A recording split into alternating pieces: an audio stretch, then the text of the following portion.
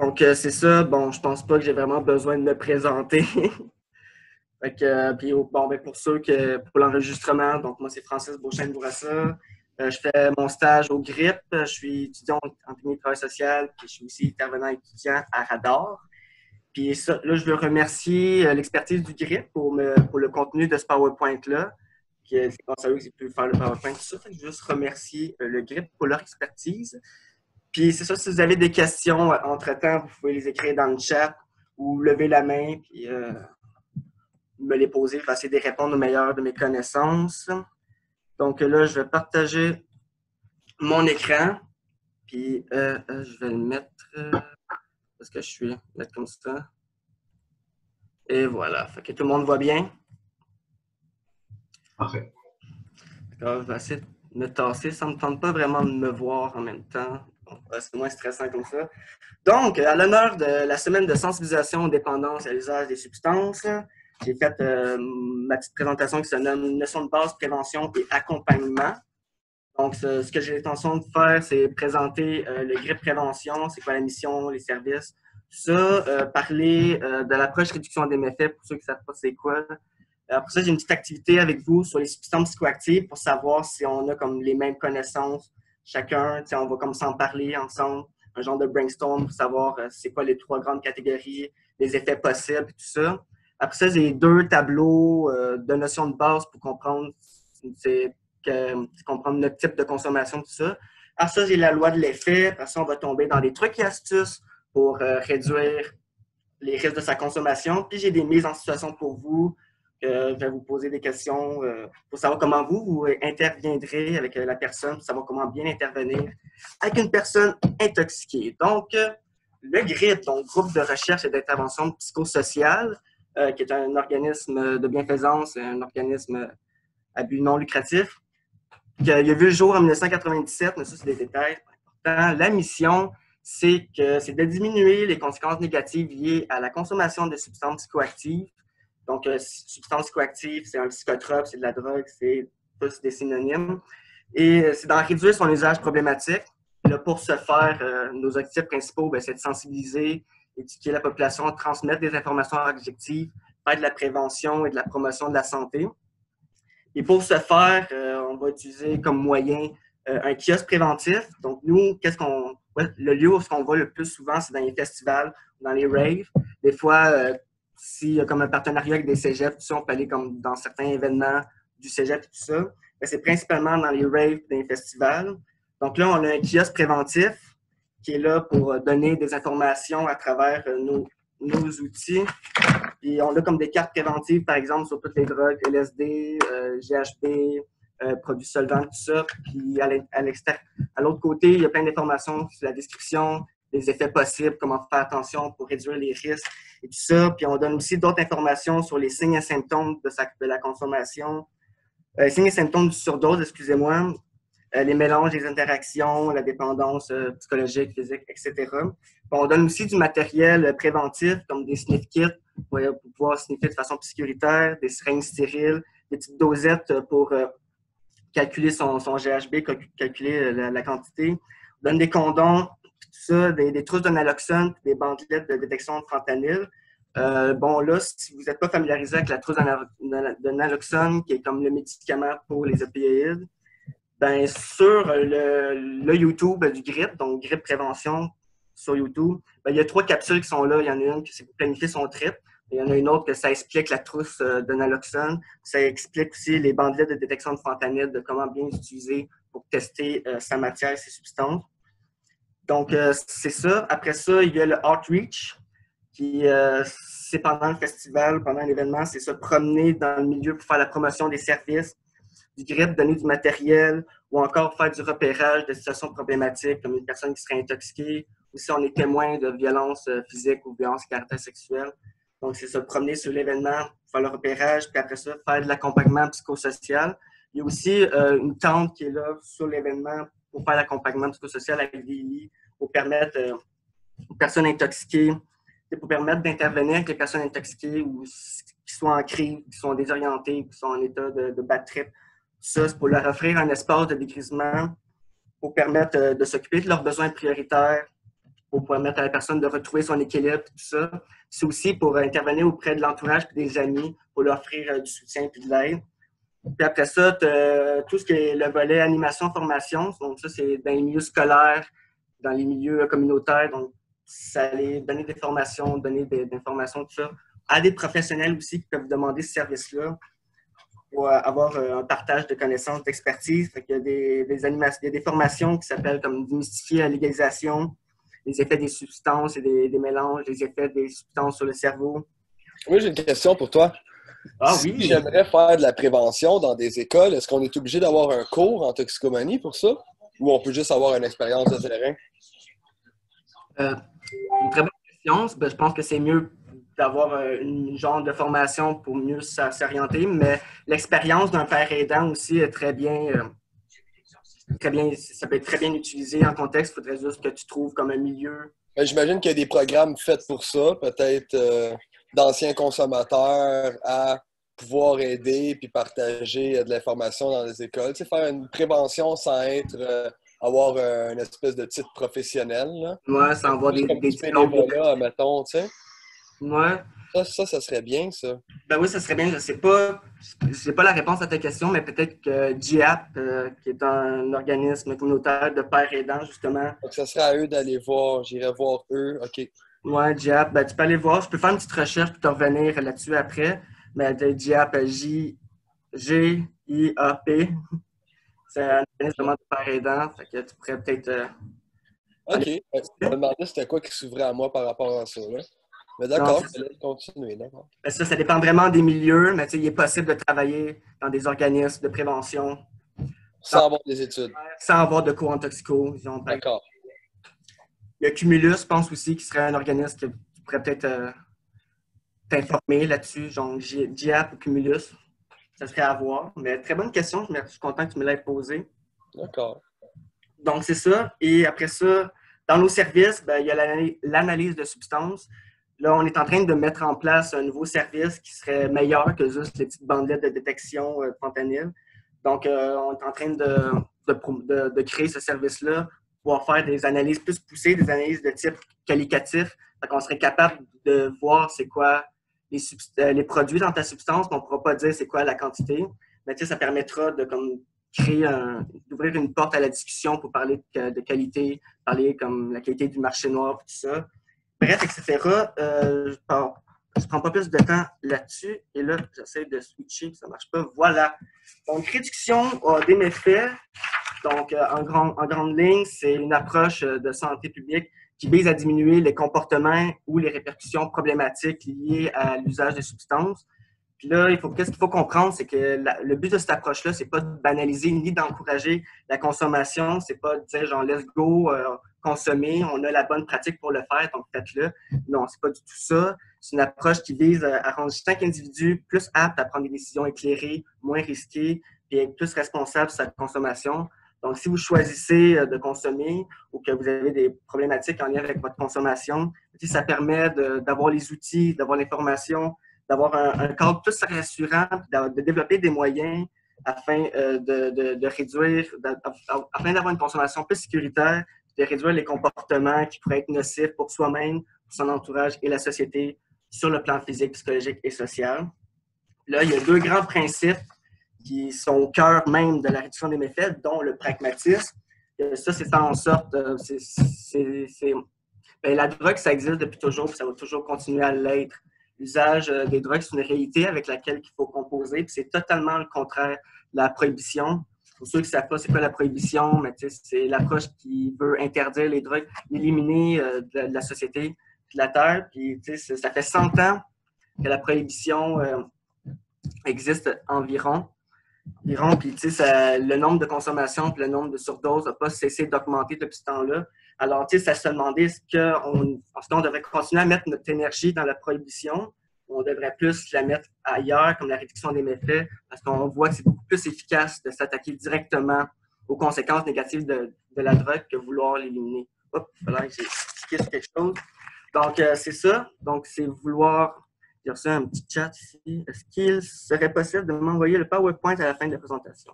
Bien sûr.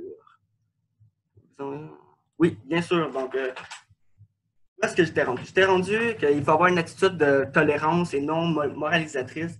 C'est pas de dire à l'autre, le juger, genre, ah, tu fais ci, tu devrais pas, genre, c'est pas bon pour toi. C'est vraiment comme on tolère tout ça, parce que la personne, elle va souvent avoir une raison de consommer. On y reviendra plus tard. C'est prioriser avant tout, c'est prioriser avant tout le bien-être de l'individu. Puis, tu sais, de tenir compte des coûts et des bénéfices, parce que oui, il y a des coûts à la consommation, il y a des répercussions à ça, mais il y a aussi des bénéfices, il y a aussi des choses positives. Sinon, personne ne consommerait. Puis après ça, tu as l'humanisme. Donc, ça, c'est reconnaître que les personnes qui consomment, ben, c'est des êtres humains avant toute chose. C'est les traiter avec considération, avec respect, tout ça. C'est les accueillir dans leur vécu sans jugement. C'est garder une relation égalitaire dans nos interventions, de ne pas se mettre en haut de la personne, on n'est pas leur boss, on n'est pas là pour leur dire quoi faire. C'est les accompagner, puis non les diriger, c'est les accompagner dans leur objectif à eux. Les autres sont capables de savoir qu'est-ce qui est bon pour eux, c'est quoi leurs objectifs, c'est respecter leur rythme.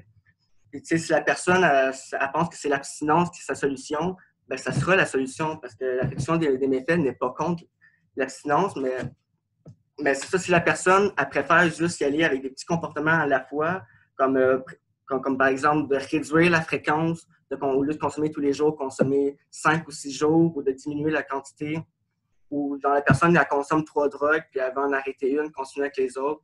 C'est des très bons objectifs aussi que la réduction des méfaits. On va accompagner la personne là-dedans. Et souvent, une personne qui a une consommation problématique, mais le premier objectif qu'elle a en tête, ça ne sera pas d'arrêter de consommer.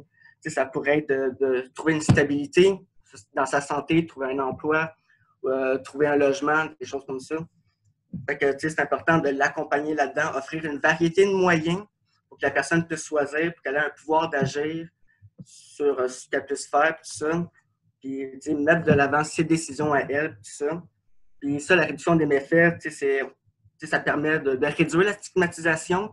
C'est des êtres humains avant tout. C'est pas des drogués, c'est pas des pouquis. C'est pas... non, ça, c'est un langage qu'on n'aime pas. C'est des êtres humains en dessous. Puis, c'est de comprendre aussi que excusez-moi, un petit peu la bouche sèche. C'est de comprendre aussi que pour eux, la drogue peut être perçue comme une solution pour répondre à des besoins, souvent comme une souffrance à l'intérieur, puis c'est comme le seul moyen qu'on trouvait pour être capable d'être fonctionnel ou de continuer à vivre dans l'adversité, tout ça. C'est une approche qui permet de rejoindre les personnes les plus vulnérables, de faciliter un lien de confiance avec cette population-là. Puis là, j'ai une question pour vous. Je me demandais si vous connaissez des exemples de qu'est-ce qui pourrait être la réduction des méfaits, des choses qui sont mises en place, qui seraient de la réduction des méfaits, des organismes. Par exemple, est-ce que vous connaissez des choses? Vous pouvez lever la main peut-être si vous avez comme des exemples en tête de trucs qui seraient réduction des méfaits. J'en aurais un. Ah oui? J'aurais dit Opération Nez Rouge. Opération Nez Rouge, effectivement, pour éviter que les gens conduisent en état d'ébriété, limiter les accidents, tout ça, réduire les méfaits de sa consommation d'alcool sur l'entourage. Est-ce que vous avez, est-ce que quelqu'un a d'autres exemples? Je ne sais pas si mon exemple va être correct, mais je pense que j'ai oublié le nom de l'organisme, mais il faisait une discussion en fait sur le cannabis. C'est juste ça que je me souviens. Boxcam. Oui, c'est ça. Voilà. Merci, Jacob. Ben oui, effectivement, ça rentrait dans la réduction des méfaits, dans le fond, pour parler des effets du cannabis, ça rentrait dans la réduction des méfaits. Est-ce qu'il y a quelqu'un d'autre qui a un autre exemple? Ben écoute, vas-y. Ah ben on peut parler des NA ou CA ou AA, là. Qu'est-ce qu'on fait avec ça? Ouais, ça rentre dans les méfaits. Ben oui, ça rentre dans la réduction des méfaits. Ben, dans le fond, ouais, c'est que c'est... L'approche de l'abstinence, mais le but, c'est d'avoir un groupe de pères aidants pour justement limiter les conséquences négatives de sa consommation sur soi-même, sur son entourage. Ben, d'entendre d'autres personnes en parler, puis de les vivre, ces émotions-là, tu sais, puis de vraiment te familiariser avec eux autres en leur disant, tu sais, ils te font penser à toi, tu sais. Fait que tu as plus de chances d'avoir des expériences vécues qui pourraient être positives pour toi à arrêter, tu sais. Mettons que tu vas pas là, ça va pas te tenter plus de consommer, je pense. Là. Ah oui, en j'imagine. effet, ça pourrait être. Ouais, je pense que ça rentre dans une forme de réduction de méfaits, dont l'objectif c'est l'abstinence, mais l'abstinence peut amener à réduire les méfaits. Donc, J'avoue que Nez Rouge, ça, c'est très parfait comme. les rouges. Est-ce Ouais. qu'il y a quelqu'un d'autre qui veut s'essayer avec autre chose? Un petit dernier essai. Sinon, comme la méthadone, tu sais, le médicament pour arrêter de prendre de l'héroïne pour faire le switch pour éviter les syndromes de sevrage. La méthadone, ça rend la réduction des méfaits. Est-ce que quelqu'un d'autre s'essaye ou genre je vous dis? Oui, Jacob? Les kits de distribution, les kits de test. Oui, c'est la distribution de matériel stérile. Oui, c'est ça, les kits de distribution, c'est ça que je voulais dire. La distribution Ouais. de matériel, des kits. Mhm. Là, il y a les programmes d'échange aussi. Ils apportent mes seringues usées, on m'en donne des nouvelles. Ça rend la réduction des méfaits. Tu as les services d'injection supervisés. Hein, au lieu de faire ça dehors, un peu partout, tu vas dans ces milieux-là où c'est comme... Oui, Jacob? Mais je ne vais pas te couper. Mais... Oui, non, mais c'est ça, les centres de supervision insupervisés où tu peux t'injecter dans un cadre sécurisant et rassurant. Jacob? J'allais dire la nouvelle, ce qu'ils vont ouvrir en janvier, là, je pense que ça s'appelait la Moisson, c'est pas Moisson, c'est, j'ai oublié comment ça s'appelait, mais c'est la place où est-ce que les personnes en situation d'itinérance vont pouvoir aller dormir, mais aussi consommer de l'alcool. Ah oui, mon Dieu, comment ça s'appelle? Et ça, j'ai oublié le nom de l'endroit. Là. Pas une maison du père, là. Non, Ah, les autres, ils prennent pas d'alcool, ok. Old Brewery. Non. La mission Old Brewery. Ah, Mission Bon Accueil. Non. Non, c'est... Non, je sais vraiment pas c'est quoi, mais je sais de quoi tu parles. Je sais pas c'est quoi. Puis, j'ai eu des informations de dernière minute. Les AA, ça adhère pas à la réduction des méfaits, mais par contre, c'est utilisé pour réduire les risques. Mais ça n'adhère pas à la réduction des méfaits. Mais on en discute, c'est très bien. Moi aussi, j'avais eu ce doute-là. Fait que c'est bien que c'est une très bonne question. Hein? On apprend toujours, tout le monde, à chaque moment. Là, donc, c'est ça, les thèmes à la nicotine aussi, ça peut être considéré comme la réduction des méfaits, des choses comme ça. Donc, on va continuer à réduire les méfaits un petit peu partout. Et donc là, j'arrive à une petite activité sur les substances, on va en jaser. Donc là, j'ai juste mis ça pour qu'on ait tout le monde dans une définition basique de qu'est-ce qu'une substance psychoactive. Donc, c'est naturel ou synthétique, légal ou illégal. J'ai agi sur le système nerveux central, puis ça modifie le fonctionnement psychique. Puis, il y a 3 grandes catégories, dépresseurs, stimulants, perturbateurs. Puis, c'est là qu'on arrive à ma petite activité, voir si vous êtes capable comme de bien classer les différentes substances. Excusez-moi, je joue avec mes papiers en même temps que je parle. Si vous êtes capable de classer les différentes substances dans la bonne catégorie. On va commencer avec les perturbateurs. D'après vous, c'est quelle substance qui se classe dans les perturbateurs? Vous pouvez, c'est vrai que je ne vous vois pas pour ça. Vous pouvez peut-être enlever le micro et y aller all-in en brainstorm, là, pas besoin de... Un perturbateur. D'après vous, qu'est-ce qui rentre? Perturbateur. Je peux commencer en disant le cannabis. Le cannabis, effectivement. Ben oui, très bon choix. J'ai mis Le GHB d'abord? le GHB, non, pas dans le perturbateur. Tu penses que ça irait dans lequel, le GHB, si c'est pas perturbateur? Un dépresseur? Dans le dépresseur, effectivement. OK. On va commencer par nommer les substances, puis après ça, on va parler des effets possibles. On va continuer. Dans le fond, perturbateur, qu'est-ce que vous pensez qu'il irait là-dedans? LSD. LSD? Ben oui, très bon choix, LSD. Ah, les mushrooms? Les mushrooms, ouais. La salvia? Ouais, ça... La DMT aussi? De quoi? La DMT? Ah ouais. Ah ouais, toi, tu vas plus les connaissances, là. La DMT, ça rentre là-dedans. Le dextro. Ouais, le sirop, le produit qui se trouve dans les sirops. Ah ouais. Qu'est-ce qu'il manquerait quoi? La kétamine, c'est pas Ah oui, il en manquerait un. On va dire un petit dernier qui irait dans le perturbateur. La quiète. là, c'est ça. La kétamine. Il y a aussi le moche et tout ça. Dans mon autre slide de PowerPoint, j'ai fait un tableau avec les drogues. Là, on va pouvoir les regarder ensemble. Là, qu'est-ce qui rentre dans le stimulant, d'après vous? pas les substances. Les amphétamines. Le speed. L'amphétamine, le speed, ouais, effectivement. Ouais. Cocaïne. La cocaïne, Hein, la- crack, le crack, ouais, effectivement. la freebase, tout ça, là. Ça rentre là-dedans. Il en manquerait, il y a les stimulants majeurs, qu'on l'a pas mal nommé en grande majorité, il en manquerait peut-être un. Le café. Le café, stimulant mineur, ben oui. Tabac, tabac nicotine. La bonne nicotine. Il manquerait un stimulant Ouais, mineur. c'est stimulant, ça, de nicotine. Ouais, ça rentre là-dedans.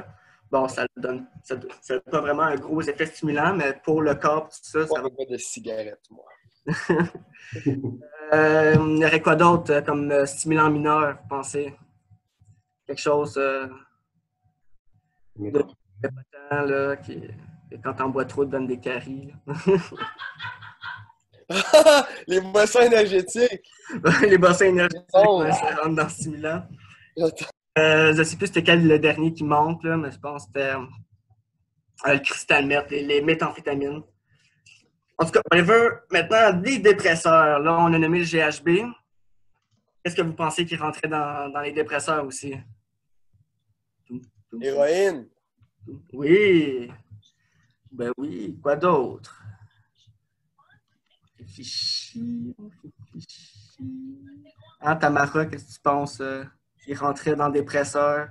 Quelque chose de légal? Je pensais à toutes les drogues que je connais, puis comme, Alcool. je pense que vous les avez tous nommés. Ceux que je connais. Ouais, d'accord. Ben, Ouais. le freeze le dit. L'alcool, les spiritueux, tout ça, ça rentre dans le dépresseur. Oui. Puis, est-ce que quelqu'un veut essayer un dernier petit choix ou genre un dernier choix ou je passe à mon autre slice? On y va, on continue, on enchaîne. On enchaîne. Donc, c'est ça. Bon, ben, pour les perturbateurs, bon, cannabis, le moche, LSD, MDMA. On l'a pas nommé, MDMA. Hein? On l'a-tu nommé? Ben oui, Ouais, c'est amphétamine, MDMA. la kétamine, puis le PCP, puis les produits solvants. C'est morphine qu'on n'a pas nommé. Ouais, morphine. Codéine. Ouais. Ouais, c'est ça. On l'a pas nommé tout ce qui est médicaments, dans le fond. Les benzos qui sont pour l'anxiété, les médicaments somnifères, antidépresseurs. Ça rentre dans le dépresseur. Ça fait beaucoup de dépresseurs en une seule phrase. Ensuite, tu as toutes les opioïdes, codéine, fentanyl, héroïne, morphine, alcool spiritueux, GHB. Bon, les stimulants, on les a pas mal tous nommés, sauf les méthamphétamines. Puis les psychostimulants, dans le fond, des médicaments qui sont prescrits ou vendus sur le marché noir pour la concentration, tout ça, comme le Ritalin ou le Concerta. Les autres, on les a pas mal nommés. Là, ici, pour la MDMA, j'ai mis 2 petits picots parce que ça a aussi des effets stimulants. Puis la kétamine, ça pourrait aussi avoir comme certains effets dépresseurs. C'est pour ça qu'il y a comme... Ça peut être classé dans 2 catégories, mais ça rentre vraiment dans le perturbateur, tout ça. Là, maintenant, on va essayer de voir si vous connaissez les effets possibles. Donc, si on commence avec les dépresseurs, d'après vous, ce serait quoi les effets? En grosse ligne, c'est quand on consomme un dépresseur, on s'attend à quoi? désinhibition. Des inhibitions, effectivement. Le stress descend. Tu n'as plus vraiment de stress. Ouais, diminution du stress, effectivement. Est-ce qu'il est envie d'essayer quelque chose? Fatigue. J'en ai aucune idée, sincèrement. Mais, ouais. Mais je pense beaucoup à comme diminuer le stress, un peu comme on l'a déjà dit. D'accord. D'accord. Ben, est-ce que quelqu'un va essayer une petite dernière chose, sinon comme Dormir. pour dormir? Ben oui, effectivement.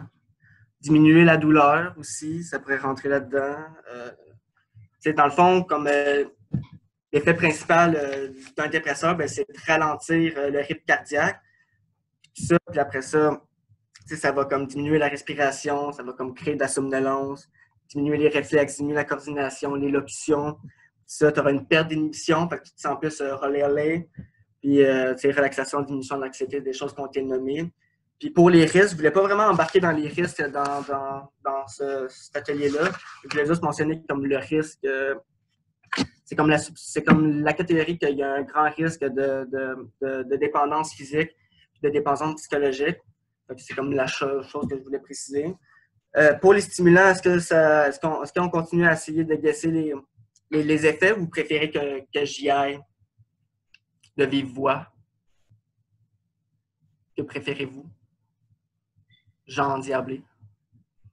Ouais, ça peut être, on peut en nommer quelques-uns, puis quand ça commence à être tranquille, ben, tu peux en nommer.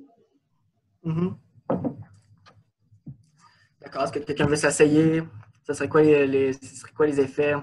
C'est un stimulant. Ben, je pense que c'est stimulant en général, ça réveille, non? Oui, effectivement. Ça réveille. ça enlève, ça donne une énergie accrue. Ça supprime la fatigue, effectivement. C'est un effet. Sentiment d'euphorie. Sentiment d'euphorie, c'est là, effectivement. Est-ce que ça augmente le rythme cardiaque? Ça augmente le rythme cardiaque, ben oui, c'est effectivement le dépresseur, ça va le calmer, le stimulant, ça va l'augmenter. Tandis que le perturbateur, ben, le rythme cardiaque augmente un petit peu. Pas plus. Oui, non, vas-y. J'allais dire que je sais qu'il y a des personnes qui vont dire que, par exemple, avec la cocaïne, qui vont être plus productives, comme les tâches que, par exemple, avant d'aller travailler, il y en a qui vont en prendre pour justement comme être à leur affaire, là, comme avoir comme on dit, le gain d'énergie qu'il faut, puis le push, là. Non, mais c'est ça, il y a une augmentation de la vigilance et de la concentration qui est un effet recherché. Ben oui, ben oui. Vous êtes bon, ça va bien. Est-ce que vous voulez essayer un petit dernier truc? Ça peut être des effets recherchés ou comme des effets déplaisants aussi, là, qu'on peut... Ben moi, je pense que ça aide si tu es comme fatigué ou blessé, disons, si tu as joué au foot, tout ça, ça aide à comme pas sentir la douleur. En même temps, tes réflexes sont vraiment plus là. Ah, mais c'est quand tu finis une game, là, quand tu n'as plus rien à faire, tu veux plus sentir la douleur, parce que c'est après la game que tu as mal, tu n'as pas mal pendant la game. Mm-hmm. Ben, c'est ça. On m'a dit ça, on m'a fait comprendre ça aussi. Tu vois, ça c'est un énoncé qui sort de mes connaissances. Je ne pourrais pas dire là-dessus. Ouais, on m'a fait comprendre ça aussi. D'accord. Est-ce qu'il y a autre chose qui vous vient en tête pour les effets des stimulants? Sinon, je pourrais y aller. Quelqu'un qui a de la misère à faire le ménage, il se dit « Ah, moi, je vais payer une coupe de barbe et je vais faire le ménage. » Il y en a qui fonctionnent comme ça, tu sais, puis qui disent qu'ils sont pas dépendants, mais qui en ont toujours. Mais tu sais, attends qu'il n'y ait plus d'argent, tu sais, c'est là qu'on voit vraiment la déchéance, que les effets sont moins forts et tout. Mais tu sais, il y en a qui pensent qu'ils font la bonne chose parce qu'ils croient qu'ils le contrôlent, mais c'est que c'est ça qu'ils contrôlent. Non, ça, quand il y a de la nocivité qui embarque, des fois, on s'en rend peut-être pas compte. Ou on va nier qu'il y a de la nocivité qui embarque là-dedans. D'accord, ben bon petit point. On va peut-être en jaser tantôt. J'ai comme une slide que ça sera plus ce sujet-là. Donc, c'est ça, on l'a pas mal nommé comme les effets là-dedans. Tu sais, comme tu as les smart drugs aussi, comme les psychostimulants, que c'est pour rendre plus intelligent, plus productif. Ben, peut-être pas plus intelligent, là, mais plus productif, en tout cas mieux concentré. Ça. Puis c'est ça, pour le risque de dépendance, c'est beaucoup une dépendance psychologique là-dedans. Donc, c'est l'effet de craving, là, quand tu n'as pas ta drogue, puis tu la cherches, puis tu veux beaucoup la rechercher un peu partout. C'est ça le risque le plus grand là-dedans. Puis pour les perturbateurs, quels seraient les effets d'un perturbateur, d'après vous, mesdames et messieurs? Est-ce que quelqu'un veut s'essayer vite de même? Comme par exemple, quand je prends du LSD, ça serait quoi les effets? Ben, il y en a qui croient que tu vas halluciner, sauf que c'est vraiment tout ton environnement qui change, puis tous tes sens deviennent plus forts. Alors, tu sens quasiment ton sang couler dans ton corps. C'est que tu deviens vraiment là, à l'anatomie. Comment tu sais déjà? L'anatomie de l'humain, puis que c'est tout qui bouge un peu en même temps. Fait que c'est comme si tous tes sens étaient extrapolés, tu sais. Fait que ça, c'est pas... Tu peux pas faire du buvard pour aller travailler, là. Tu peux pas aller faire du buvard pour aller jouer au foot, là. Ça marche pas, là. Fait que, tu sais, c'est des drogues qui sont tellement intenses que tu peux comme pas vraiment accrocher. Ben, pour mes expériences à moi, je parle, là. Ben c'est ça, c'est des substances comme le risque, ben, la dépendance est comme... Trop puissant. as comme moins de dépendance physique, psychologique. Le risque est moins grand là-dedans. Mais c'est ça, effectivement, comme tu l'as nommé, de modification des perceptions, donc visuelles, auditives, tactiles, notion du temps et de l'espace. Puis, impression de flotter, rêverie, tout ça. Est-ce que quelqu'un voulait essayer une autre chose avant d'enchaîner? Oui, Thomas. Le PCP, ça peut se trouver où, ça? Parce que je sais qu'avant, ça se trouvait en arrêt au sol, dans des magasins. Tu signalais ça, tu sais. C'était comme un peu des produits solvants, là, des espèces de colle à avion, des modèles réduits pour auto. Mais là, je me demande, à cette heure, est-ce qu'on a vraiment... Y a-tu vraiment du danger avec cette drogue-là? Ouais, ça, je sais pas. Je sais pas, puis je voulais pas faire cet atelier-là pour vraiment jaser des effets puis des risques de tout ça. C'est juste pour voir si, ensemble, on connaissait nos 3 catégories. Je pense que Sarah, tu voulais dire quelque chose? Ah, moi, j'allais juste dire que je sais que certaines personnes vont utiliser des perturbateurs pour comme se changer les idées. Tu sais, quand ça va pas bien, comme tu prends ça puis t'es comme dans un autre monde, là, disons. Ben, oui, effectivement, je pense que n'importe quelle des 3 catégories pourrait servir. Mais c'est pas vraiment un effet spécifique ou perturbateur. Donc, tu sais, c'est ça. C'est vraiment modifier les perceptions, hallucinations parfois, altération du jugement. Tu sais, vraiment comme c'est perturbé, là. Quelque chose qui se passe. Donc, c'est ça. Tu sais, je voulais pas vraiment qu'on embarque dans une grosse discussion sur c'est quoi les drogues, les effets, les risques. C'est ça. Mon autre slide, c'est comme les effets un petit peu résumés de toutes les catégories. Ensemble, bien-être, euphorie, augmenter la sensation, socialiser, séduction, tout ça. Fait que je voulais juste qu'on comprenne ensemble c'est quoi les 3 catégories. Donc, un stimulant, ça excite, ça augmente le rythme cardiaque. Un dépresseur, c'est pour se calmer, ça diminue le rythme cardiaque. Puis un perturbateur, ça perturbe. En grosse ligne, j'étais allé très grossier là-dessus. Là, après ça, on va enchaîner avec les motifs de consommation. Parce que, tu sais, il faut... il y a toutes sortes de raisons qui sont autant valides les unes des autres de consommer tout ça. Puis la première, ce serait...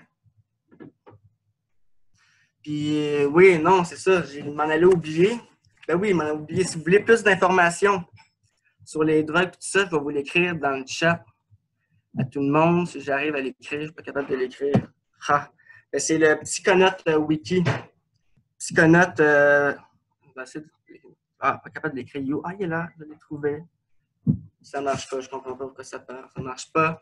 Mais le Psychonautes Wiki, donc c'est en anglais par contre, mais ça va parler en très grande profondeur de tous les effets des drogues, vraiment en grande... beaucoup d'informations sur les substances. C'est la référence pour trouver toutes sortes d'informations sur les drogues. Psychonautes Wiki. Je sais qu'à la fin de mon PowerPoint, il va être écrit, là, si jamais vous n'êtes pas capable de le trouver. Il y a Tripsite aussi, qui est très bon pour tout ce qui concerne les substances. Les substances et les mélanges. Puis, on va revenir maintenant aux motifs ou intentions à consommer. Donc, l'expérimentation, quand c'est la première fois, quand tu es curieux, quand tu vas essayer des choses. Le plaisir, consommer pour le plaisir, se détendre. Puis, il y a le conformisme, faire partie de la gang, avoir un sentiment d'appartenance avec nos amis, tout ça. Il y a l'anticonformisme, qui serait comme par désir de provoquer une figure d'autorité. On va le dire comme ça. Les mécanismes d'adaptation, donc le coping, donc faire face à ceci, faire face à un déménagement, à une situation difficile, faire face pour pouvoir s'adapter le mieux qu'on peut. Ensuite, la médication, l'automédication, donc quand tu as une problématique de santé mentale ou quand tu as des douleurs chroniques ou automédication, genre fumer du pot pour se calmer les douleurs, tout ça. Ensuite, tu as la performance. Là, tu as toutes sortes de personnes qui consomment pour plusieurs performances. Tu as les performances sociales, donc pour upgrade ses aptitudes sociales, pour se sentir plus, pour être moins gêné avec les gens, tout ça. Tu aurais puis pour séduire aussi, tu aurais la performance sexuelle, donc pour tout ce qui est attrait, l'excitation ou encore au rendement, la performance. Après ça, tu aurais les performances sportives, donc être le plus cut, le plus fort, le plus pipé. Après ça, tu as tout ce qui a rapport avec l'image aussi, donc être le plus slim, avoir le plus beau corps de l'univers. Puis tu as toute la question de performance productive. Donc, dans le fond, c'est comme le rendement scolaire, avoir les meilleures notes, être en compétition avec les autres étudiants pour avoir la meilleure cotère, avoir sa place. Puis tout ce qui a rapport avec la dysfonction, avec la dimension fonctionnelle, excusez-moi, dans le fond, d'être capable de passer à travers sa journée. Comme je peux prendre par exemple un parent monoparental qui aurait 3 enfants et 2 travaillent. Ben, pour être capable de passer à travers sa journée, tu vas prendre des quarts de speed aux 4-5 heures pour être capable de passer à travers la journée. Exemple. Puis après ça, tu as tout ce qui est spiritualité, donc faire des voyages astrales, se connecter avec son énergie, avec la nature, ou juste réfléchir, méditer, tout ça. Puis il y a également ce qui est l'habitude de consommation. Fait que dans le fond, c'est comme le meilleur exemple en tête, c'est fumer une cigarette avec son café ou quand on boit de l'alcool, fumer des cigarettes à ce moment-là. Tu sais, comme la petite recette qui fait en sorte que genre, tu as envie de mélanger ces deux petites choses dans tel contexte. Puis les attentes liées au moment. Quand tu vas dans un bar, ben, tu t'attends à avoir du plaisir, mais tu t'attends aussi comme à consommer de l'alcool. Si tu vas dans un festival, tu vas peut-être, vu que c'est le moment qui va te donner l'occasion de faire de l'AMD, quelque chose du genre. Puis, tu sais, c'est de garder en tête qu'il y a toutes sortes de raisons qui sont possibles, puis que si la drogue serait si négative que ça, si la drogue n'aurait que des aspects négatifs, ben, il n'y a personne qui consommerait. Puis, tu sais, l'important, c'est de garder en tête l'impact de notre consommation sur les différentes sphères de notre vie, puis l'analyser, puis comprendre les bienfaits ou les méfaits de notre consommation. Puis, par la suite, maintenant, j'ai le petit tableau de type de consommation pour comme, nous aider à comme, nous repérer quel type de consommateur nous sommes. J'en ai un autre tout de suite après qui est comme une autre façon de voir la chose. On va commencer avec celui-là. Donc, ce tableau-là, je l'aime bien pour faire la différence entre c'est quoi une consommation modérée et une consommation abusive. Mais avant ça, il y a l'abstinence. Bon, c'est une personne qui ne consomme pas du tout. Alors ça, exploratoire, ben, c'est une personne que c'est sa première fois qu'elle consomme, elle essaie des choses. Occasionnel, ben, c'est la personne qui consomme une fois de temps en temps. Puis régulier, ben, c'est régulier, ça le dit, genre une fois par semaine, un petit peu plus, un petit peu moins. Et surconsommation, ben, c'est vraiment une consommation qui est répétée, qui serait comme à tous les jours, vraiment dans un court laps rapproché. Puis là, j'ai fait comme des petits exemples pour vous aider à comprendre c'est quoi la différence entre une consommation modérée et une consommation abusive. Donc, pour exploratoire, on va dire que c'est la première fois que tu fais du LSD. Au lieu de prendre la tablette au complet, tu en prends la moitié. Bien là, ça irait dans la consommation modérée. Pour ce qui est, pour l'autre exemple, c'est la première fois que tu fais de la MDMA, mais tu prendrais 3 MDMA en une shot. Donc, ça irait dans la consommation abusive. Pour occasionnel, tu consommes de la cocaïne une fois par mois, mais tu prends juste 2 clés. Ça irait dans modéré. Versus consommation d'alcool, une fois par mois, mais tu prends 8 à 10 bières, ça va être dans abusif. Là, pour comprendre la consommation d'alcool, quand est-ce qu'elle est modérée ou abusif, on se fie aux pratiques à moins de risque d'éduc-alcool, donc 2 à 3 consommations par jour pour les femmes, maximum 10 par semaine. Et pour les hommes, 3 à 4 consommations par jour, maximum 15 par semaine. Puis de garder, puis d'avoir 1 à 2 journées entre ces journées de consommation pour laisser le temps au corps de se régénérer. Parce que, ça a été prouvé que si on a une consommation abusive régulière d'alcool, ben, ça va avoir des répercussions sur le système immunitaire du corps, puis d'autres méfaits aussi. Donc, c'est ça. Donc, on se fie là-dessus pour savoir si on est modéré ou abusif. Pour régulier, par exemple, ça serait tu consommes 3 fois par semaine 2 bières.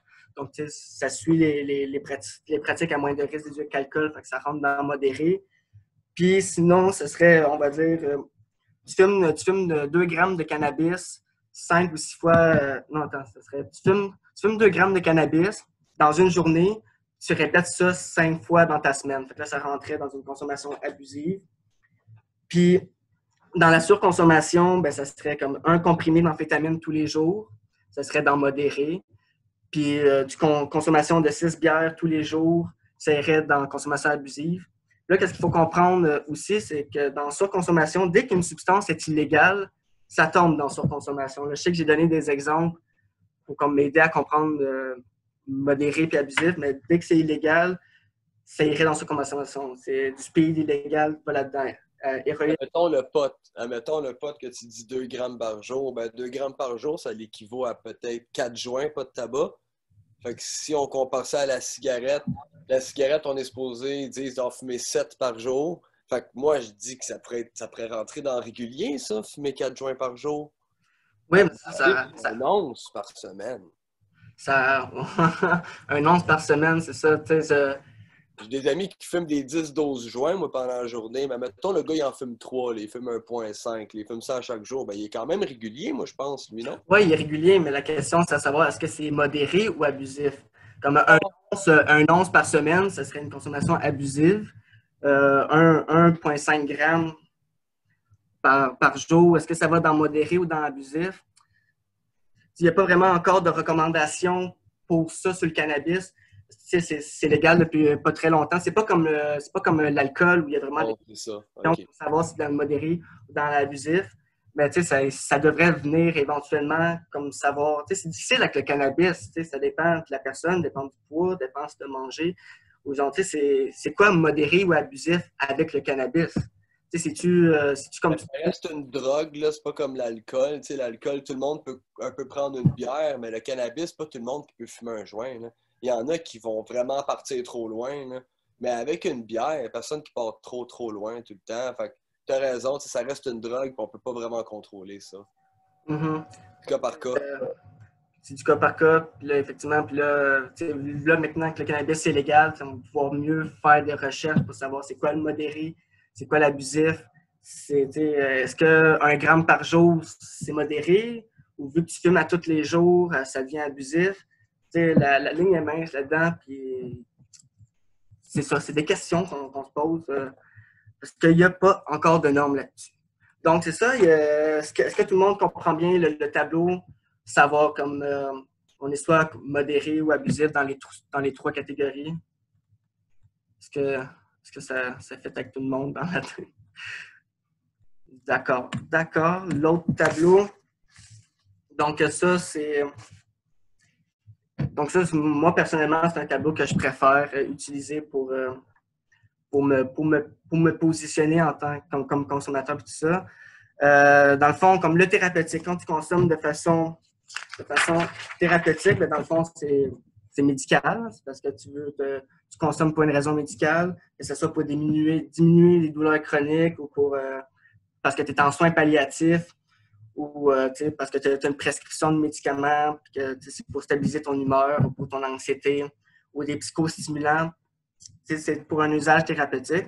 Le récréatif, ça rentre dans une optique de plaisir, de détente. Ce serait comme consommer de la MDMA à un festival, prendre une bière avec ses amis, fumer un joint puis écouter un film, par exemple. Récréatif, ce serait ça.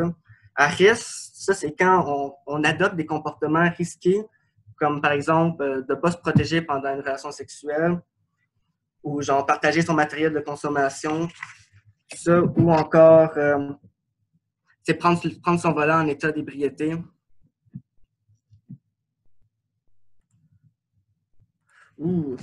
Puis c'est ça. Et après ça, c'est ça. C'est quand tu prends des comportements qui sont risqués pendant que tu fais une consommation.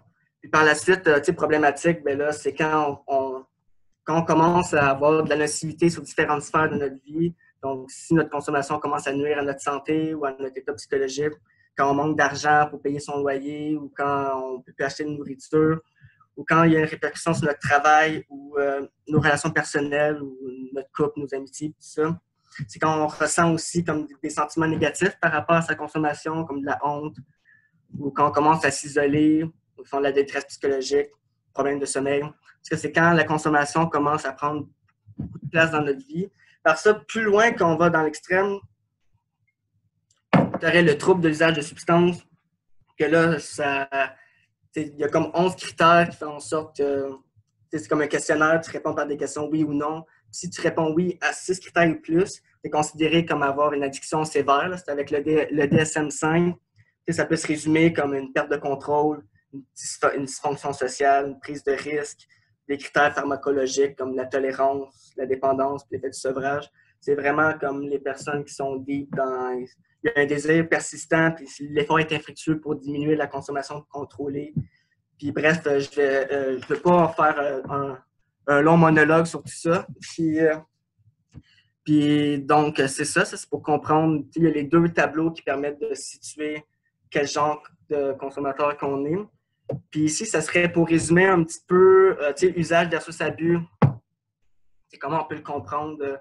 Ça peut être récréatif versus problématique. Ça peut être modéré versus abusif. Tu sais, pour rester comme dans le récréatif, ben, ça serait de consommer dans un contexte spécifique.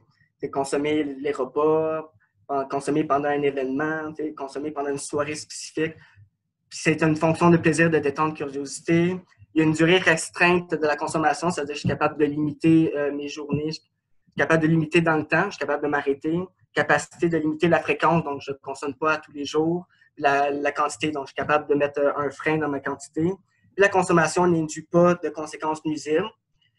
Donc ça resterait comme dans le modéré, ça resterait dans le récréatif. Tandis que de l'autre côté, le abus, contexte élargi de consommation, bon, c'est comme on consomme à tous les jours, ou on consomme à tout moment. Je consomme au travail, je consomme le matin, le soir. Il n'y a pas de contexte spécifique, c'est vraiment trop élargi. L'utilisation de la substance pour d'autres fonctions que le plaisir, donc le stress, la gêne, la frustration, solitude, augmentation de la fréquence, de la quantité, la difficulté de s'arrêter ou de consommer, consommation excessive, apparition de problèmes induits par la consommation, le travail, c'est ça, travail, couple, famille, conduite à risque. Là, comme de la façon que je suis en train de l'expliquer de même, c'est comme si l'abus, c'est simplement quand on a une consommation problématique ou si on a un trouble de l'usage. Mais tu sais, l'abus, c'est plus complexe que ça. On peut facilement vaciller dans comment je pourrais dire ça? La ligne est mince entre une consommation récréative et une consommation problématique, entre une consommation modérée et abusive. C'est pas juste quand tu es dans le fond du baril que tu as une consommation abusive.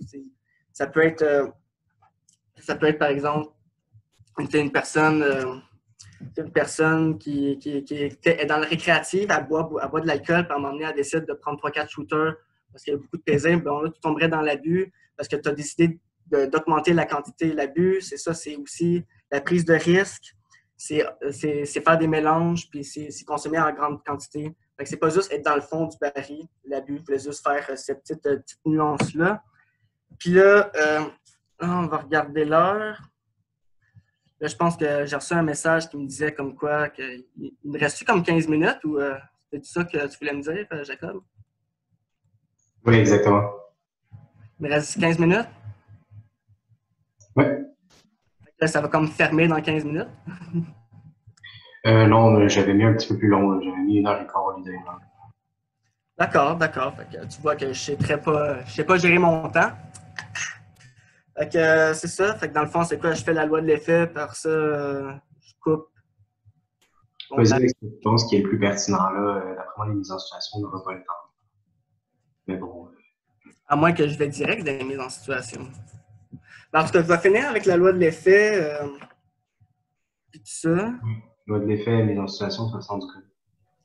Ouais, la mise en situation, c'est ça qu'on a besoin. Ouais, ben tu sais, c'était ça le gros punch. J'aurais fallu que je mette ça au début. Mais non, c'est pas grave. C'est encore en masse de temps. Ouais, ben tu sais, à moins que tu sais, je vais faire un autre atelier comme ça, puis au pire, cette activité-là, je vais la couper en deux. Je me rends bien compte qu'il y a comme trop de choses à faire. Fait que je vais la couper en deux pour la prochaine fois. Puis là, tu sais, je vais faire la loi de l'effet. Puis une prochaine fois, je vais faire comme le reste. Donc, en plus, j'avais une activité, mais là, je l'ai enlevée parce que je me suis dit que j'allais jamais avoir le temps. Mais là, finalement, j'aurais dû la laisser.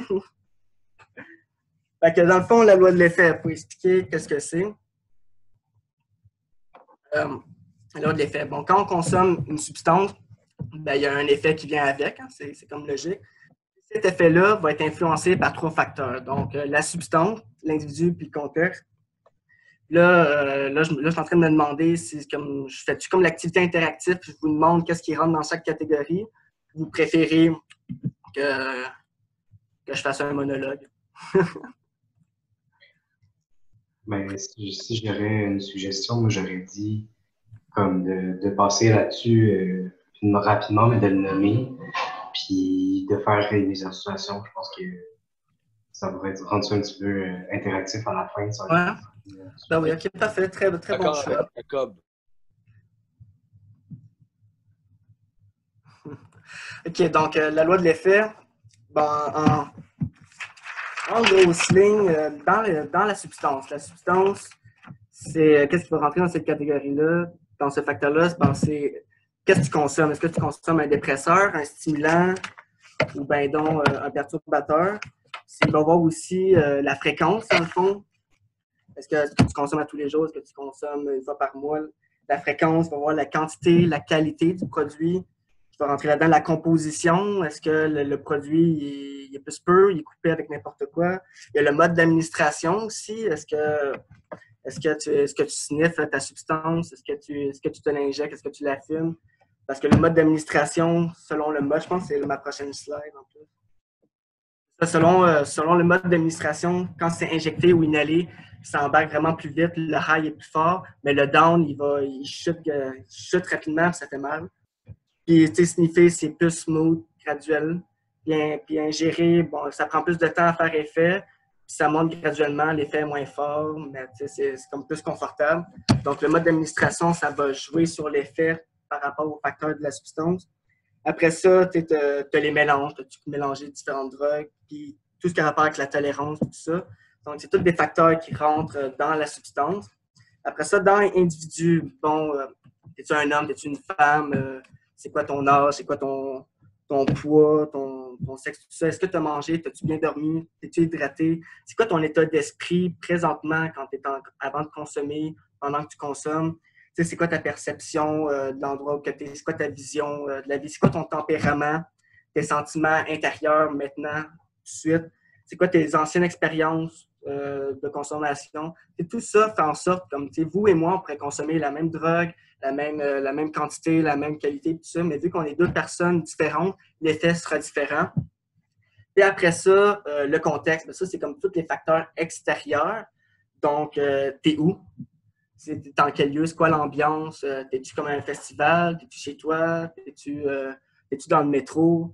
Y a-tu de la grosse musique métal à ton party et t'aimes pas le métal? Ou genre, y a-tu country? Tu sais, c'est quoi l'ambiance? Tout ça. Après ça, le moment de la journée, c'est-tu le matin? C'est-tu le soir? Est-ce qu'il pleut? Est-ce qu'il fait un gros soleil à en plus finir? Les relations avec les personnes qui sont présentes. Hein, si t'es dans un party, t'es juste avec des bons amis, ça va influencer ton effet. Sinon, s'il y a comme des personnes que tu connais pas, aussi une personne que tu n'aimes pas particulièrement, ça va influencer l'effet. Donc, c'est trois facteurs à garder en considération à tes souhaits. Facteurs à garder en considération pour penser à l'effet. Tu sais, souvent, les personnes ils se disent que l'effet, c'est simplement influencé par la substance, mais en réalité, c'est vraiment plus large. Ça fait en sorte que l'effet est imprévisible parce qu'il y a beaucoup trop de facteurs à prendre en considération. Donc, ça résumerait la loi de l'effet. Donc là, on va passer dans des mises en situation.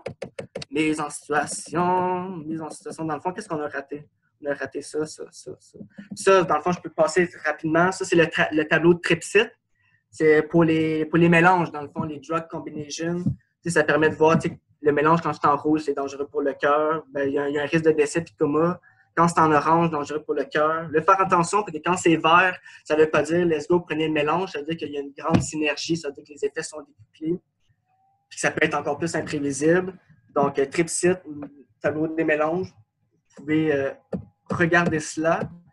Puis là, mise en situation. Donc, voici, j'ai mis comme les signes et symptômes qui sont possibles. Donc, les effets déplaisants de consommer un dépresseur, j'ai mis là. Vous pouvez la regarder pendant que je cherche ma page. En bas, c'est comme les signes que la personne est en surdose. Donc, mise en situation. Vous êtes à un méchant gros party, puis ça se donne vraiment solide. Puis là, vous décidez d'aller fumer à l'extérieur dans la cour arrière. Il y a d'autres personnes qui sont là, ça chill tranquille. Puis là, vous remarquez qu'une personne marche vers vous, mais elle ne marche pas fort. Là, elle a une misère à se tenir droite, puis elle titube beaucoup. Puis là, d'un coup, elle s'enfarge, puis elle tombe vraiment solidement sur le sol. Puis, c'est un sol plein de garnottes, c'est un sol solide. Là, vous voyez que la personne reste à terre, qu'elle essaie de se redresser avec difficulté. Puis vous entendez qu'elle émet comme des petits sons, comme quoi elle a envie de vomir. Que faites-vous pour aider cette personne, pour intervenir avec cette personne? Ben, moi, j'irais la voir doucement, puis on s'assure de ne pas être à peu près 18 autour de lui, tu sais. Puis après, ben, on va l'apporter à un autre endroit, on va y apporter une petite débarbouillette d'eau froide, puis là, on va essayer de se demander pourquoi il est comme ça. C'est-tu parce qu'il a trop bu? C'est-tu parce qu'il a trop fumé? C'est-tu parce qu'il a trop pris de coke? C'est-tu parce qu'il a trop pris de... Fait que là, on va essayer de gager selon ça. Fait que c'est quelqu'un qui est sur la boisson et qui a envie de vomir, ben, crime qui se donne un petit coup puis qui vomisse, tout va bien aller après. Sinon, moi, c'est ça que je ferais. Je le prendrais puis je le porterais un peu ailleurs. Puis tu y parles doucement. Tu sais, pas de gros trip parce qu'il y a sûrement de la grosse musique. Peut-être c'est ça aussi, peut-être c'est la première fois qu'il va d'un party. Mais moi, ça serait ça serait ce qui me vient en tête. Excellent. Excellent. Tamara? Moi, j'ai essayé de voir aussi qu'est-ce qu'elle a consommé. Tu sais, on ne va pas intervenir de la même façon si, je sais pas, si elle a pris de l'alcool, si elle a pris je sais pas quoi d'autre dans les autres drogues qu'on a parlé. C'est sûr que si elle a pris de l'alcool, on peut essayer de lui donner de l'eau, puis ça va peut-être la faire aller aux toilettes, elle va faire plus pipi, puis ça va plus comme diminuer, puis elle va se sentir moins saoule. Mais c'est sûr aussi de savoir vraiment qu'est-ce que la personne a consommé exactement, c'est quoi le mélange. Ouais. Tu sais, elle a trop pris d'alcool, puis tu sais, elle est habituée à la cocaïne. Fait que tu sais, une personne qui est trop saoule, puis qui s'est empêchée de prendre de la cocaïne pour pas en prendre, ben là, c'était peut-être un outil. Là, il faudrait peut-être une petite barre pour qu'il se réveille. Puis qu'il se dise au moins qu'il boive. Mais moi, je le vois comme ça, là, parce que ça pourrait être... Si le gars, il est habitué à ça, mais que là, il a pas voulu le faire, tu sais, c'est de revenir à soi-même pour réellement, en tout cas. Ben, parle pour parler, là. C'est une façon de faire, mais c'est pas ça qu'on encouragerait principalement. Non, c'est pas ça. C'est pas ça qu'on encouragerait. Mais tu sais, ta première piste au début était excellente, c'était vraiment très bon. Tamara aussi, c'était vraiment excellent. Tu sais, c'est sûr que les interventions vont être différentes selon la catégorie que la personne a prise. C'est sûr, est-ce que quelqu'un veut s'essayer, qu'est-ce qu'il ferait? Sinon, Lionel, je sais pas si ça te tenterait d'essayer quelque chose où tu trouves que tout a été dit. Ben, je ferais la même chose que tout le monde, là. J'irais voir la personne, lever la personne, poser des questions pour garder un peu éveillé, là, c'est tout. Pas quelque chose de spécial d'autre que ça. Parfait. Eh bien, on va aller voir. Donc, les stratégies spécifiques aux dépresseurs, ben, c'est ça, c'est offrir de l'eau. Mais là, premièrement, la personne est tombée. Donc, ça serait comme de l'aider à se relever et de l'installer à un endroit pour éviter qu'elle se blesse encore. Peut-être vérifier si elle a des blessures, vérifier si la personne s'est fait mal en tombant, si elle saigne, tout ça, d'apporter les soins en conséquence s'il y a eu ça. C'est si elle a eu des blessures. Soutenir la personne dans les nausées, dans les vomissements, l'accueillir dans le fait que c'est correct, vas-y, tu peux vomir, donner de l'eau pour pouvoir hydrater la personne, accompagner la personne dans sa détresse et être bienveillant. Si la personne est endormie, ça s'endort, vérifier régulièrement sa respiration. En gros, c'est simple comme ça. Rester là avec la personne, l'accueillir, vérifier c'est quoi son besoin. Si elle te parle, comme rester avec elle, pour la garder avec nous. Si la personne a besoin de dormir, qu'on la laisse dormir aussi, c'est une chose importante. Puis, on va faire une autre mise en situation. Alors, vous êtes bon? Donc, stimulant.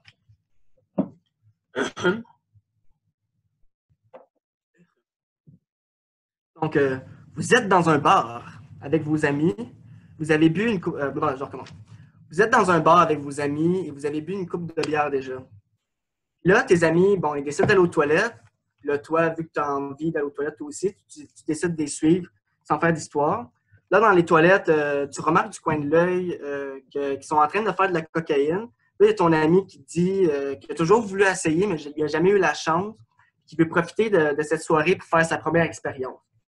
Alors là, après ça, il se fait 2 bonnes clés. Puis là, 10 minutes plus tard, ton ami vient te voir en sueur, il dit qu'il a mal à la tête comme ça se peut pas, il a l'impression qu'il a le cœur qui va y lâcher. Là, toi, tu remarques qu'il est beaucoup agité, qu'il parle vite, puis qu'il a l'air de paniquer, puis qu'il a l'air de vraiment pas se sentir bien, puis qu'il te demande de l'aider. Que faites-vous? Est-ce que on va y aller avec Élise? Élise, est-ce que ça te tente sans pression, je t'oblige à rien, si ça te tente d'essayer quelque chose? Je ne sais pas trop quoi répondre parce que moi, je me demanderais s'il est en sécurité. Est-ce qu'il faut intervenir, est-ce qu'il faut faire appel à des intervenants, à tout ce qui est soins médicaux, parce que vu que son rythme cardiaque augmente, je ne sais pas, en tout cas, c'est plus...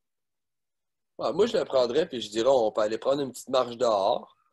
Puis je pourrais, at least, y offrir une cigarette pour qu'il décompresse un petit peu, tu sais.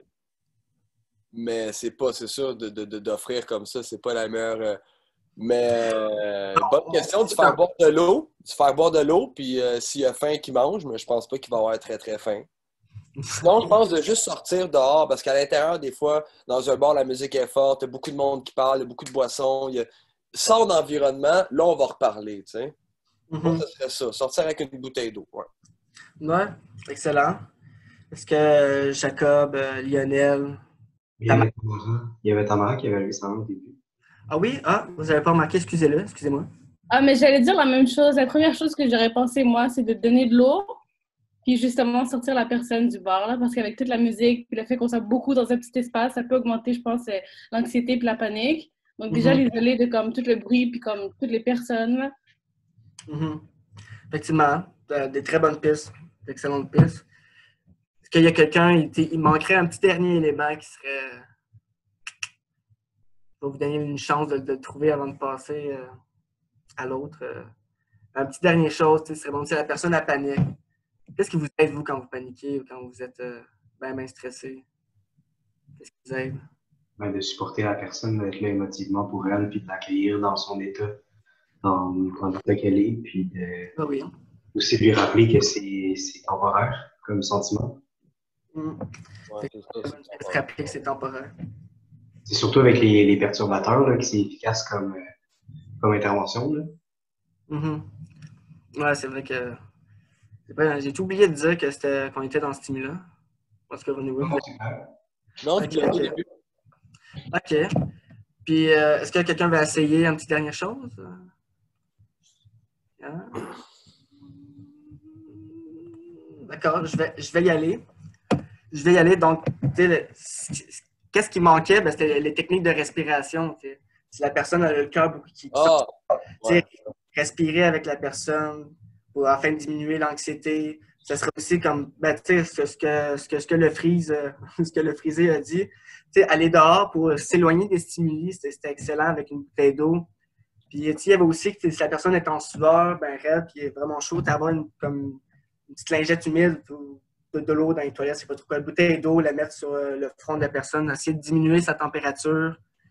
Puis offrir de l'eau, puis faire attention de ne pas le caler, parce que caler de l'eau, c'est jamais bon. Caler n'importe quoi, c'est jamais vraiment bon. Offrir des bonbons et de la gomme, si on voit que la personne a le mâchoire vraiment full tendu, tout ça. Ouais, tu as fait une gomme. Tu as fait une gomme. Ça, les permettre de prendre une pause, de s'asseoir à l'extérieur, c'était vraiment des très bonnes pistes. D'éloigner le stimuli, il manquait juste vraiment la technique de respiration, là, puis s'arrêter A1. Je vous aurais donné A+, pour celle-là. Là, on a-tu le temps pour la petite dernière ou ça va-tu? On a-tu le temps? Il reste combien? Ben oui, d'après moi, on a le temps, puis on pourrait compléter avec ça. Ouais, parfait. On va faire ça avec ma petite finale. Je vais vous donner mes ressources. Perturbateur. Donc, vous êtes à une soirée avec des amis et vous... Hein? J'ai fait une faute dans mon texte, excusez-là, ça m'a mêlé. Vous êtes à une soirée avec des amis et vous savez qu'ils ont l'intention de consommer du moche. Et là, vous vous désignez pour les surveiller pendant leur trip pour s'assurer que tout se passe bien. Le temps avance, c'est drôle, le monde tripe, ça s'amuse, la musique est bonne, tout ça, il y a une belle ambiance. Là, vous décidez de fumer un joint ensemble. Et un peu plus tard, vous remarquez que l'un de vos amis n'a pas l'air de filer du tout. Il est assis en petite bolle sur son sofa, puis il semble être affecté par plusieurs stimuli et il tente de protéger son visage avec ses mains. Il n'a pas l'air d'être...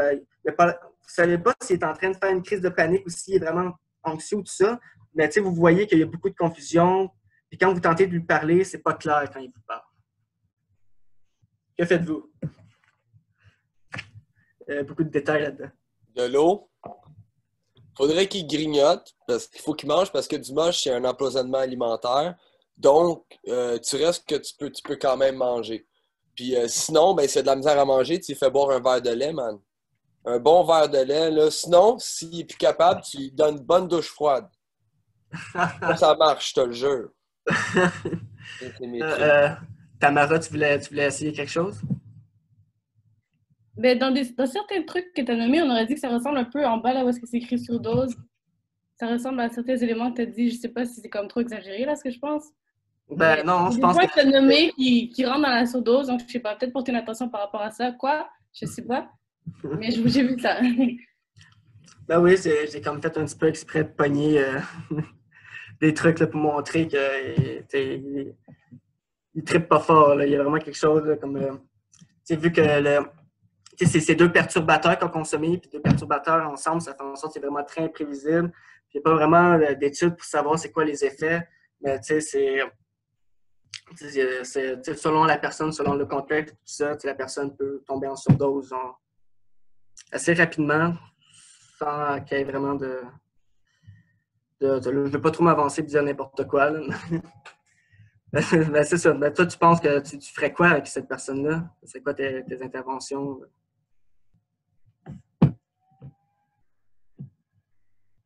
Honnêtement, je sais vraiment pas. C'est tout des trucs comme. C'est quand on dit rire fréquent ou exagéré, comme. C'est dur un peu de juger c'est quoi la limite. Genre, quand est-ce que c'est trop? Quand est-ce que c'est un signe que, comme, il faut peut-être faire quelque chose, tu vois? Parce que souvent, quand on parle de cannabis, tu sais, on sait tous que, comme, les gens vont rire plus, puis tout. Donc, je sais pas, j'ai pas de difficulté à juger dans cet exemple-là. Non, ça, mais tu sais, comme les signes qui sont en haut, c'est des signes qui sont possibles. Ça ne veut pas nécessairement dire que la personne est comme en gros bad trip là, quand tu as des rires fréquents et exagérés. Là. C'est juste vraiment comme c'est des signes normaux, signes et symptômes pour qu'on puisse reconnaître OK, la personne est en train de rire vraiment exagéré. OK, ça, c'est un signe de perturbateur. Tu ne faut pas commencer à te dire la personne rit vraiment beaucoup, elle doit être genre sur un dépresseur. Quoi que ça peut arriver de rire, c'est un dépresseur, c'est pas ça que je veux dire non plus. Mais ça, est-ce qu'il y a quelqu'un qui veut s'essayer? Comment vous feriez pour aider votre ami? C'est trop, c'est moche. C'est pas facile, hein, celle-là?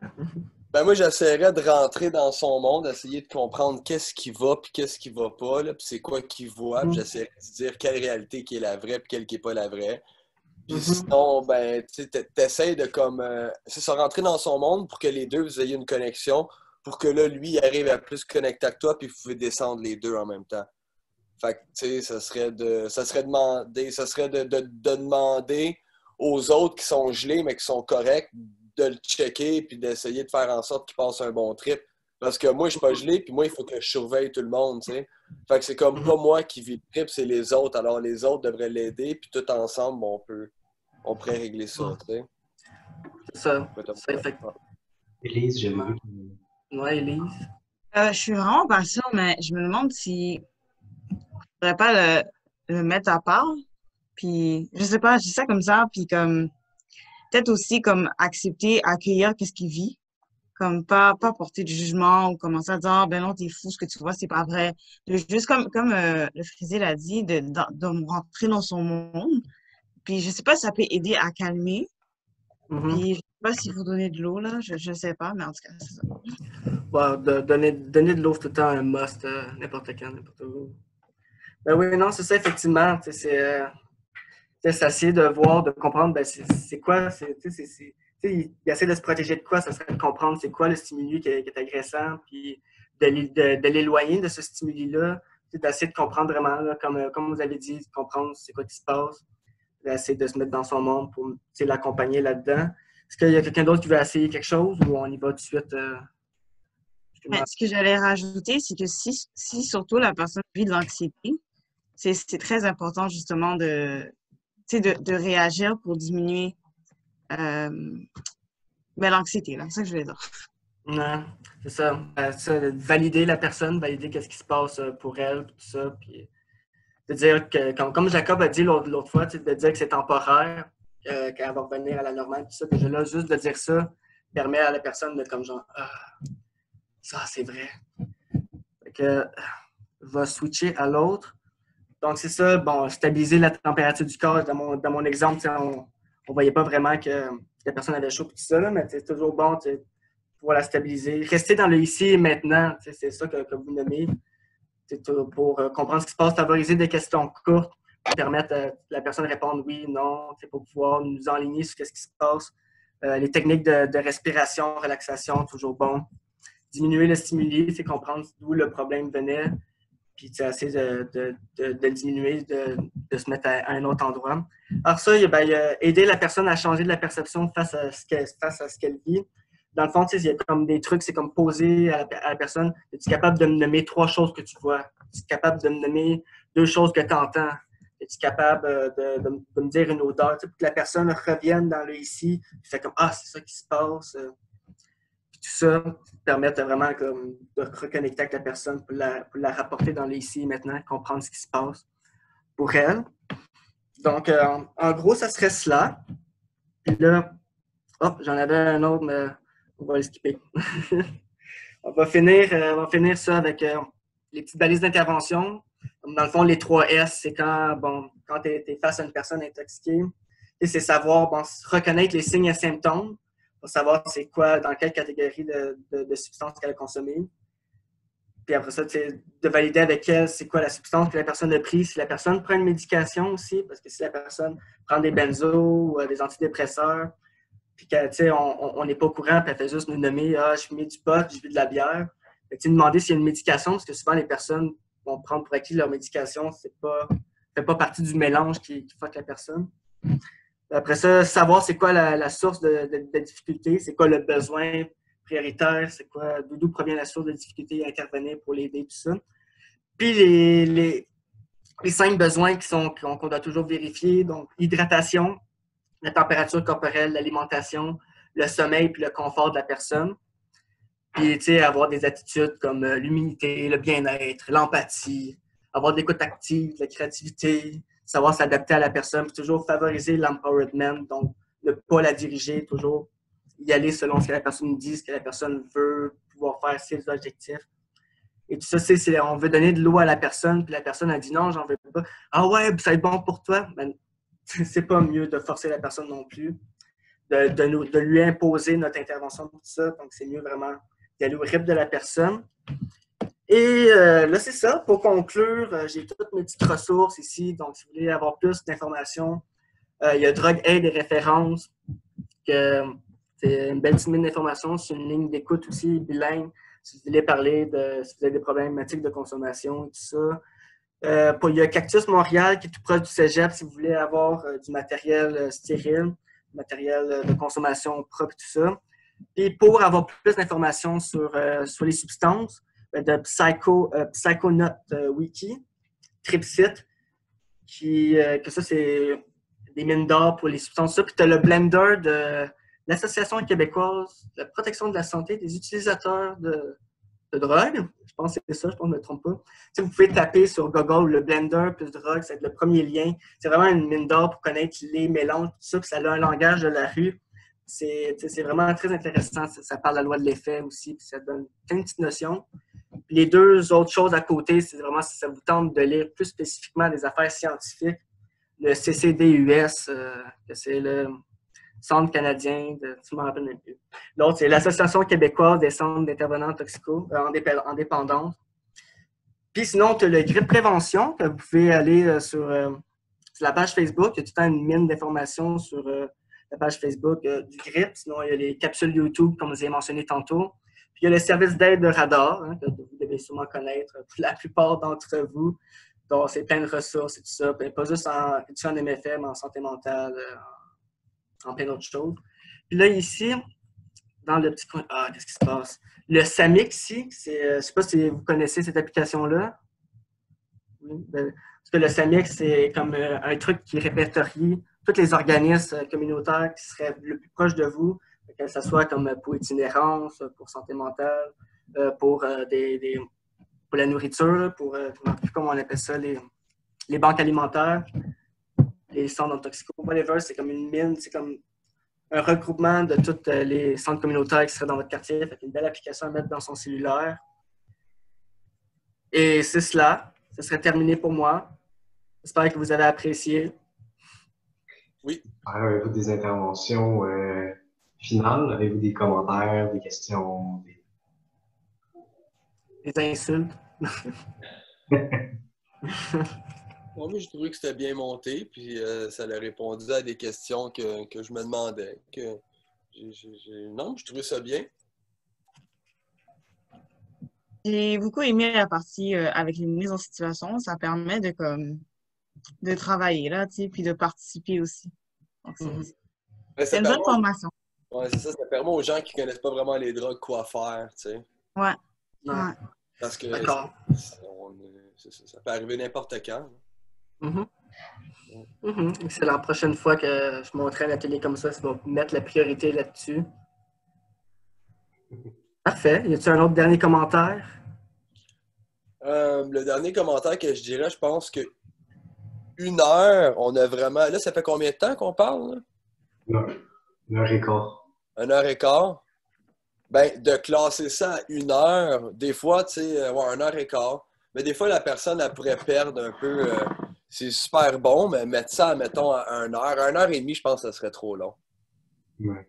Ben, Mhm. 1 heure comme ça, là, arriver de. Des fois, c'est dur, hein, c'est tellement intéressant qu'on est là, on veut parler, puis toi, ben, t'as pas le choix, tu te fais un peu ramasser sur ton temps, là. C'est un peu de notre faute, mais. Non, Ah sinon, non, c'est pas du tout de votre faute, là. C'est à moi de gérer tout ça, c'est à moi de bien classer mes affaires, mes informations.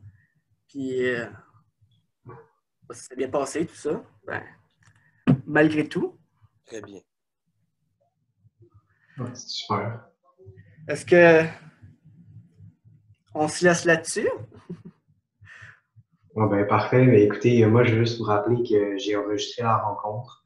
Fait que, à moins qu'il y ait comme une grosse objection finale, je veux juste vous informer que ça va probablement être publié sur le compte YouTube pour que les gens puissent accéder à la formation aussi. Donc voilà, c'est tout ce que je voulais vous rappeler. Bon, excellent. Bon, ben, merci beaucoup d'avoir participé. Puis, Merci à vous.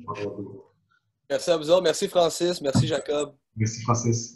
Merci. Merci à vous. Merci Élise, merci Lionel, merci Tamara, merci Pamela, merci Le Frisé. Yes, À- Pamela.